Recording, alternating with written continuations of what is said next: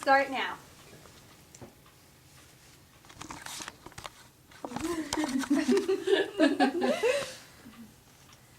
Alright.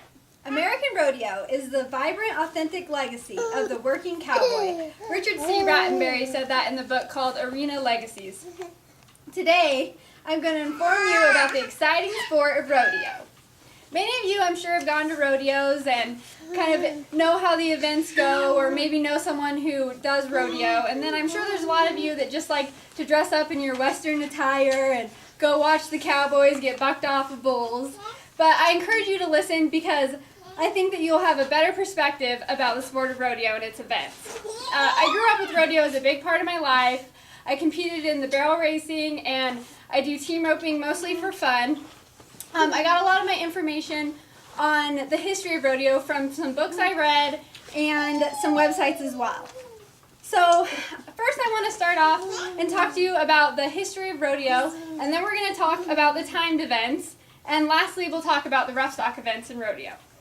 So rodeo came into play around the 1860s. In the book called Arena Legacy by Richard C. Rattenberry, they talk about the beginning of the sport of rodeo and how it started out as a cowboy's amusement on the ranch, range, or trail, and the cowboys would kind of get together and rope their cattle and ride the horses that bucked, and it became sort of a spectacle for the people that lived around there.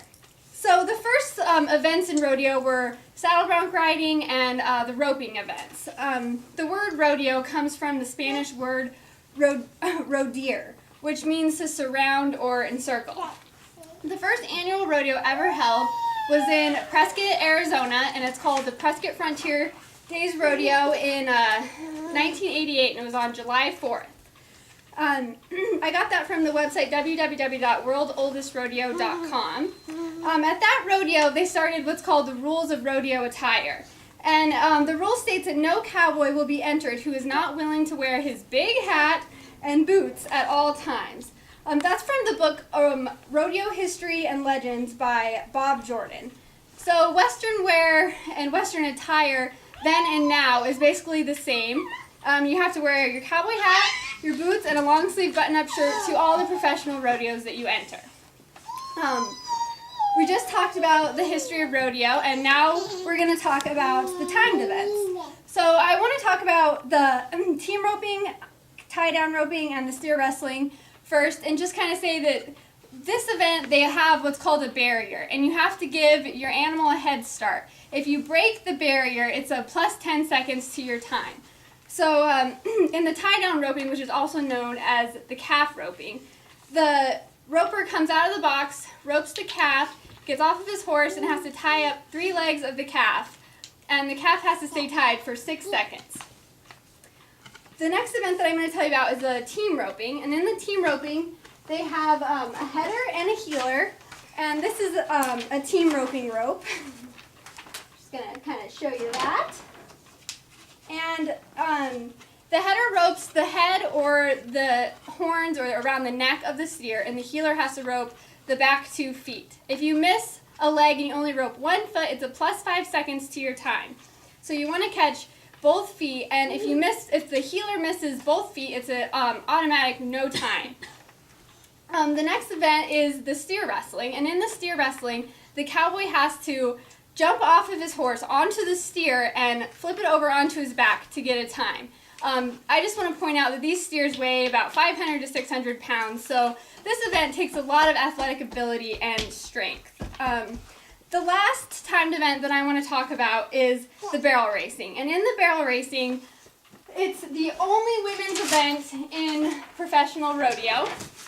And here's a diagram of the barrel racing pattern.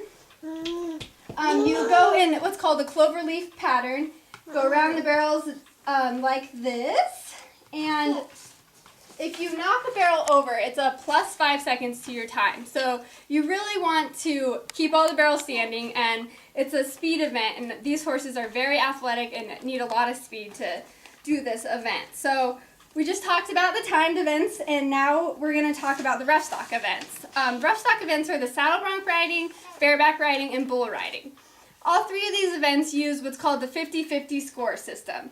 So 50 points goes to the rider's ability to ride the horse and be in timing with the way the horse bucks, and then the other 50 points goes to the horse or the bull's ability to buck. So all three of these require spurs, and these are spurs that the cowboys use. And in the saddleback riding and the bareback riding, you have to do what's called marking the horse out. When the horse is leaving the chutes, you have to have your legs up over the horse's shoulders and spurring the horse out of the chute. So the bareback riding started around the 1950s, and it started out, or the bull riding started out as steer riding, and in the 1920s is when they actually brought bulls into the arena. And it's always the last event in rodeo because people think it's the most exciting event. So we've just been discussing about the exciting sport of rodeo. First, we talked about the history of rodeo, then the timed events in rodeo, and lastly, we talked about the rough stock events. So to conclude, I would like to read a quote from Charles Wellington's book called Let Her Buck that he wrote in 1921. He said this quote referring to the sport of rodeo. And he said, "It's a spectacle which makes you go away with a bigger, finer feeling toward life, and a genuine respect and appreciation for the quiet, modest manhood and womanhood who have taken chances, have risked limb and even life in their sport of daring skill." So, like Wrangler Western Wear says, long live rodeo. Yay! Yay! Oh, everyone. Very good.